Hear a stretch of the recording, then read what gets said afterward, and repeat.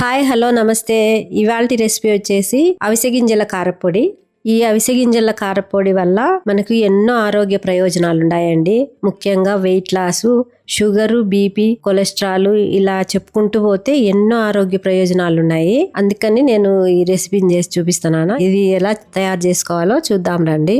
దీనికి కావాల్సినవి వచ్చేసి అవిసె గింజలు 1 కప్పు తీసుకోవాలండి. నువ్వులు, ధనియాలు, ఎండుమిర్చి, జీలకర్ర, శనగపప్పు కొంచెం, మినపప్పు కొంచెం, మెంతులు కొన్ని వేసుకోవాలి. అలాగే మిరియాలు కూడా లైట్ గా వేసుకోవాలి. కొంచెం చింతపండు, తెల్లగడ్డలు, కరివేపాకు, కొంచెం ఇంగువ, కొంచెం కల్లుప్పు వేసుకోవాలి.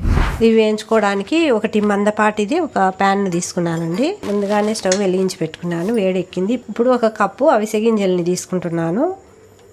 కొంచెము తగ్గించి పెట్టుకున్నాను. ఇవి శుభ్రంగా నీట్గా తయారు చేసి ఎండలో పెట్టుకున్నానండి. 1 కప్పు తీసుకుంటున్నాను. ఇవి సిమ్లో పెట్టుకొని చిటపట అని బాగా వేగేంత వరకు వేయించుకోవాలి.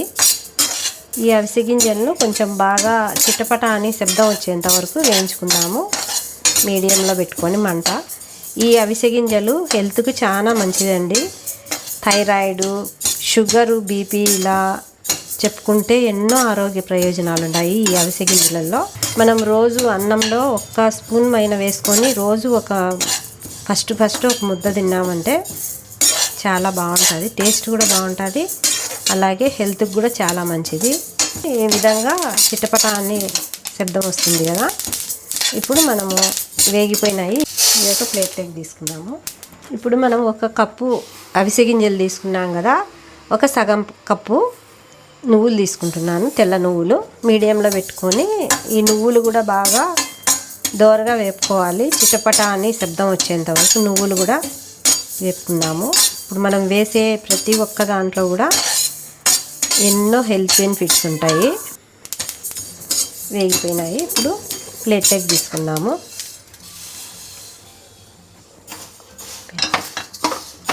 ఇప్పుడు నేను ప్యాన్లో కొంచెం నెయ్యి వేసుకుంటున్నాను.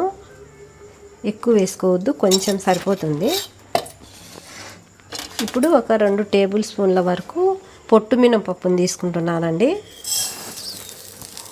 అలాగే 2 టేబుల్ స్పూన్లు శనగపప్పు తీసుకొని వీటిని కూడా మనము దోరగా వేయించుకుందాము. ఆయిల్ లేకోకుండా అయినా వేయించుకోవచ్చు మీరు. ఈ శనగపప్పు, మినపప్పు కూడా కొంచెం మంచిగా బాగా ఎర్రగా వేగేంత వరకు వేయించుకుందాము. ప్యాన్ మందంగా ఉండి మనకి హైలో పెట్టుకున్నామంటే మాడిపోతాయి. బాగా వేడై ఉంటుంది కాబట్టి మనకి తొందరగా బాగా సిమ్లోనే బాగా వేగుతాయి. ధనియాలను తీసుకుంటున్నాను. ఈ ధనియాలు వచ్చి మనం ఫస్ట్ కొలిచి పెట్టుకున్నాం కదా, 1/4 కప్పు ఉంటాయి ఇవి. అవిసె గింజలు ఏ కప్పుతో కొలుచుకున్నామో అదే కప్పుతో 1/4 కప్పు వరకు ధనియాలు వేసుకున్నాను. మనకి కారానికి సరిపోయేమైన ఎండుమిరపకాయలు తీసుకుంటున్నాను. మీరు ఎక్కువ వేసుకున్నారనుకోండి ఎక్కువ కారం ఉంటుంది కాబట్టి మనం ఎక్కువ రైస్లోకి ఎక్కువ కలుపుకోలేము ఈ పొడిని. అందుకే ఎక్కువ కారం లేకుండా కొంచెం తక్కువే తీసుకోండి. మీ కారానికి సరిపోయేమైనా తీసుకోండి. మీరు ఎంత కారం తినగలరో అంత.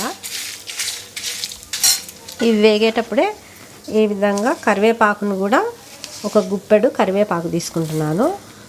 ఇవి శుభ్రంగా కడిగి బాగా పూర్తిగా డ్రై అయ్యేంత వరకు ఆరబెట్టి పెట్టుకున్నానండి. అలాగే 1 టీ స్పూన్ మైన మిరియాలు వేసుకుంటున్నాను. 1 టీ స్పూన్ కంటే కొంచెం తక్కువ ఉంటాయి మెంతులు వేసుకోండి. ఇప్పుడు ఇట్లా వేయించుకునేటివి కూడా మీరు అస్సలు ఆయిల్ వాడుకోకుండా కూడా డ్రై రోస్ట్ కూడా చేసుకోవచ్చు ఈ పొడిని. నేను ఎండుమిర్చి వేసుకున్నాను కదా, ఘాటు ఉంటుందని కొంచెం నెయ్యిలో వేయించుకుంటున్నాను, నూనె కూడా కాకుండా. ఇప్పుడు 1 టేబుల్ స్పూన్ మైన జీలకర్ర తీసుకున్నాను. ఇప్పుడు రుచికి సరిపోయేమైనా నేను కల్లుప్పు వేసుకుంటున్నానండి. ఇందులోనే వేసుకొని మనం వేయించుకోవడం వల్ల కల్లుప్పులో కూడా ఏమైనా తేమ ఉన్నా కూడా అది కూడా బాగా డ్రైగా అయిపోతుంది. కరివేపాకు కూడా చూడండి క్రిస్పీగా బాగా ఇలా అంటే పొడి పొడిగా అయింది. కరివేపాకు కూడా డ్రైగా అయింది. వేడెక్కింటుంది కదా పెనము. కొద్దిసేపు ఇలా ఆఫ్ చేసినా కూడా కొంచెం అట్లా కలుపుకోండి, మళ్ళీ మాడిపోకుండా. ఇప్పుడు నేను కొంచెము చింతపండు వేసుకుంటున్నాను. 2-3 రెమ్మలమైన చింతపండు వేసుకొని ఇందులోనే వేయించుకుంటే ఇది కూడా డ్రైగా అయిపోతుంది. స్టవ్ ఆపేసుకున్నాం కదా, ఈ వేడికే ఈ చింతపండు కూడా కొంచెం డ్రై అయిపోతుంది. ఇప్పుడు మనం ముందుగా వేయించుకున్న ఈ నువ్వులు అవిసె గింజలు వేయించుకున్నాం కదా, ఇందులోకి వేసేసుకున్నాము. చల్లారినాక అన్నీ మిక్సీకి వేసుకున్నాం. ఇప్పుడు మనము కొంచెం చల్లారనిచ్చుకుందాము వీటిని. ఇప్పుడు ఇవి అవిసె గింజలు అన్నీ బాగా చల్లారాలి పూర్తిగా.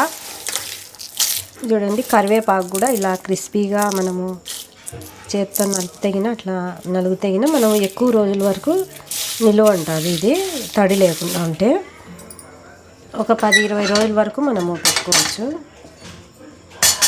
మిక్సీ గిన్నెలో వేసేసుకొని మిక్సీకి వేసుకుందాము. ఇందులోనే ఒక వెల్లుల్లిపాయను తీసుకొని ఈ విధంగా తీసుకొని, పొట్టు దీని అవసరం లేదండి. ఒక పెద్ద తెల్లగడ్డను తీసుకున్నాను. తెల్లవాయిని తీసుకొని ఒక గడ్డను, లావుగా ఉండే గడ్డను తీసుకొని అవి పొట్టు తీయకోకుండా వేసేసుకున్నాను. మీరు తక్కువ వేసుకోవాలనుకుంటే తక్కువైనా వేసుకోవచ్చు వెల్లుల్లిపాయలు.